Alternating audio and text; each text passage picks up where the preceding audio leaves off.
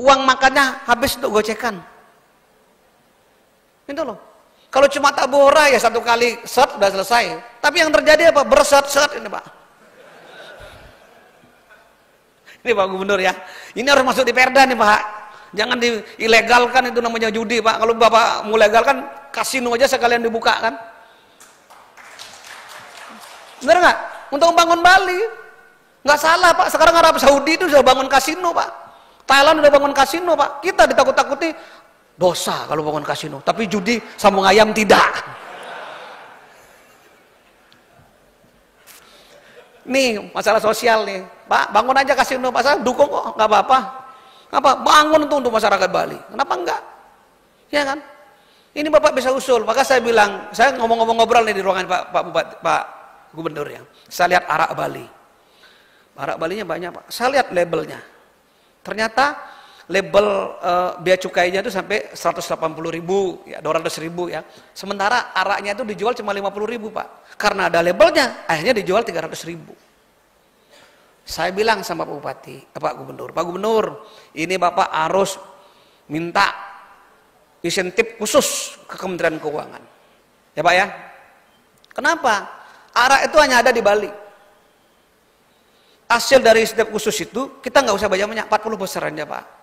20% masuk ke Pemda, 20% untuk kepentingan UMKM Pak. UMKM itu apa? Yang pengrajin arak ini biar seneng dia Pak. Bandung boleh nggak gitu? Boleh Pak. Karena Bandung pariwisatanya nomor 1 di Indonesia Pak. Minta Pak, bergening Pak sama pemerintah pusat. Nggak masalah Pak. Ya Pak, minta itu di bandara itu bikin bergening Pak. Jangan sampai penghasilan di pusat lebih besar daripada yang ada di sini. Bapaknya PB1 aja dapat ya Pak. Yang lainnya bisa dibergeningkan sebenarnya itu Pak. Bener nggak? Ini untuk Bali Pak. Bener nggak? Arak itu adanya cuma di Bali Pak. Bram adanya di Bali Pak. Di luar mungkin namanya wine.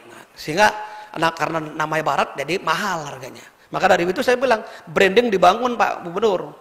Ya, brandingnya dibangun dan kalau bisa diwajibkan setiap beat club yang ada di Bali itu pakai arak 20%. Ini untuk menjaga UMKM yang ada di Bali, menjaga apa namanya produksi-produksi yang seperti ini di Bali. Kalau nanti hanya dipungutin pajaknya saja, tidak bisa dijual, marketnya nggak ada, kasihan Pak. Bener nggak? Ini sampai sejauh itu kami berpikir dengan Pak Gubernur, gitu loh. Apalagi sekarang yang seperti ini. Ya, hal-hal seperti ini Bapak sekali lagi ya, tolong mindset dari teman-teman pendesa ini, bagaimana membuat upacara-upacara di masyarakat ini lebih fleksibel, lebih ngirit. Apalagi saya sudah perintahkan sama Pak Bupati, ke depan mungkin upacara-upacara besar bisa ditalangi oleh pemerintah Pak. Yang penting lagi ada standar Pak. Kenapa? Antara Madiun dengan apa namanya? Utama dan Alit nggak ada standarnya Pak. Kalau Bapak ngomong sama pemangku sama yang jual Banten sama sebagainya, pasti dia bilang Alit nih Pak, Alit. Tapi bayarnya Utama Pak. Bayarnya Madiun Pak. Banyak yang mengeluh sama saya Pak. Ya, sekarang yang melakukan upacara menjual mobil, besok yang jual Banten beli mobil ya. Ini tolong bendesa ini punya. KW-KW yang Bapak diperbaiki Pak, dibagusin. Ya, kalau upacara ngaben tempat kami itu minta Pak konsep itu masukkan ke Bupati. Tapi jangan tiap hari ngaben seperti di Gianyar. Ya, bikin konsep ngaben massal. Pak saya nggak mau Pak karena duit saya banyak, silakan, mudah-mudahan kamu duitmu tetap banyak kan gitu. Kenapa? Ada yang ngomong gini sama saya Pak, nggak ada orang miskin beriatnya. Betul Pak kalau cuma sekali, tapi kalau berkali-kali kamu juga jadi miskin kan? Bener nggak? Betul Pak, gitu loh. Ya ini dijaga gitu loh. Jangan sampai orang upacara ini menjadi gengsi Pak. Jangan Pak. Karena lebihan gengsi raga nih. Ketika orang lain mengambil alih lahan-lahan ekonomi, kita gigit jari Pak. Dulu orang Bali nggak mau jadi Gojek Pak, nggak mau. Bener nggak? Ketika sekarang Gojeknya boncengan sama orang bule canda-canda, kepingin jadi orang Gojek dia. Sebenarnya bukan itu masalah ekonomi sebenarnya. Ya kita ini terlalu gengsi Pak. Sekarang Orang maju karena dia mau mendirikan supermarket menjual 24 jam, Bapak rame ribut. Kenapa ada Bapak juga seperti dia? Dan itu lingkungan Bapak gitu loh. Kenapa enggak gitu loh? Bersaing itu yang bersaing sehat lah. Gitu loh. Ya, Bapak Ibu sekalian, sekali lagi, kehadiran saya ke sini adalah bukan untuk kepentingan program kejaksaan. Semata-mata untuk kepentingan Bapak Ibu di sini biar lebih ajeg Bali ini ke depan. Sebagaimana konsep yang dibangun oleh Pak Gubernur. Maka dari itu saya euforianya apa? Tolong Pak kasih gaji pecalang. Tolong Pak bendesanya dinaikkan gajinya. Ya Pak, jangan Bapak berpikir kalau dapat gaji, saya kan bendesa Pak nggak bisa tahan sama Kejati, bisa. Karena orang yang menerima gaji itulah bagian daripada konsep pegawai negeri.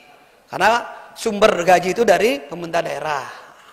Bapak jangan terkelabui dengan pikiran-pikiran yang lain lah. Ya. Masalahnya apa? Masih ada orang-orang yang memperjuangkan ada pemisahan kekayaan antara bendesa adat ya, dengan pemerintah daerah yang ada di desa, yaitu desa. Masih ada orang memperjuangkan Pak.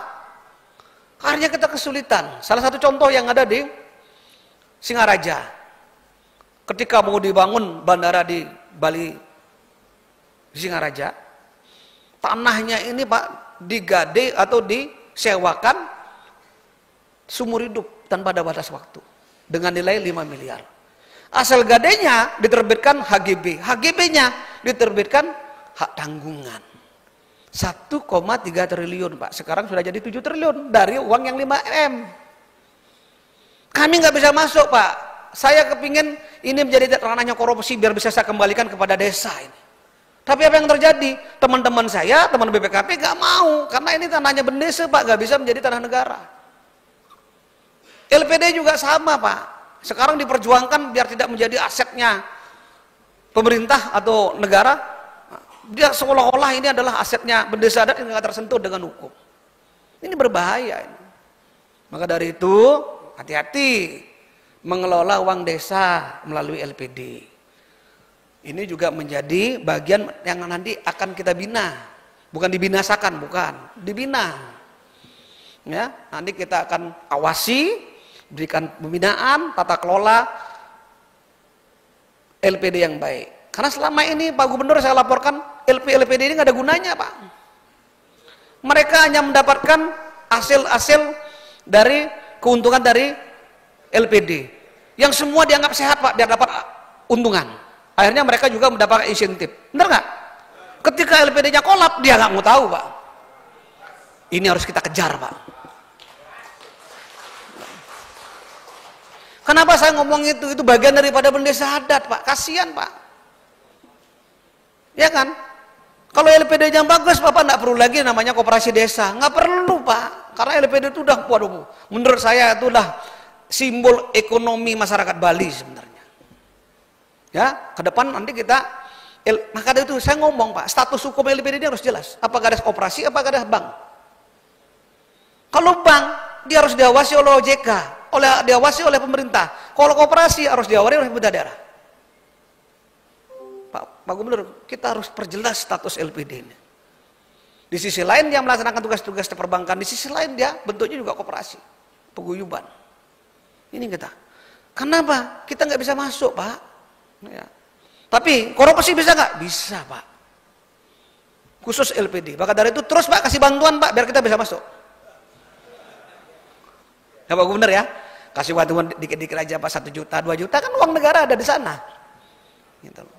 Kenapa? Ini nih orang-orang ini sekarang banyak yang ngomong, wah ini LPD ini karena bagian daripada adat, nggak bisa Pak dibawa ranah korupsi. Orang bendesa adatnya bisa ditahan kok. Ya kan? Yang lainnya juga bagian daripada pemerintahan pusat yang ada di desa. Tadi udah ngomong, Bapak ini adalah bagian tres politika yang ada, yang terdepan melayani masyarakat.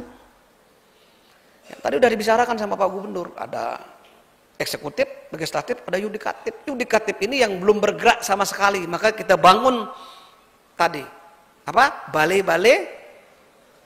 kerte, balai dan musyawarah. Seperti sekarang ini. Ya, saya kira itu yang bisa saya sampaikan. Saya takut kepleset ngomong di sini nanti. Nanti malah saya yang diadukan sama rekan-rekan di sini. Jadi nggak apa-apa. Ini adalah semata-mata untuk kepentingan Bapak Ibu sekalian sekali lagi dan kepentingan masyarakat yang ada di Bali. Sekali lagi, saya mohon maaf kalau ada hal-hal yang kurang berkenan. Ya, inilah saya apa adanya dan Pak Gubernur juga apa adanya. Kami sering berdiskusi sama beliau hanya semata-mata untuk kepentingan masyarakat Bali, bagaimana mengajarkan adat istiadat budaya dan terutama agama yang di Bali. Jangan sampai ada istilah ngutang kandek nuduk jauh. Oke, sekian terima kasih. Assalamualaikum warahmatullahi wabarakatuh dan Om Santi Santi Santi Om. Mohon berkenan Bapak Kajati untuk tetap di tempat. Acara akan dilanjutkan dengan peresmian Balai Perumahan Adiaksa se-Kabupaten Badung yang ditandai dengan penandatanganan prasasti. Turut mengundang untuk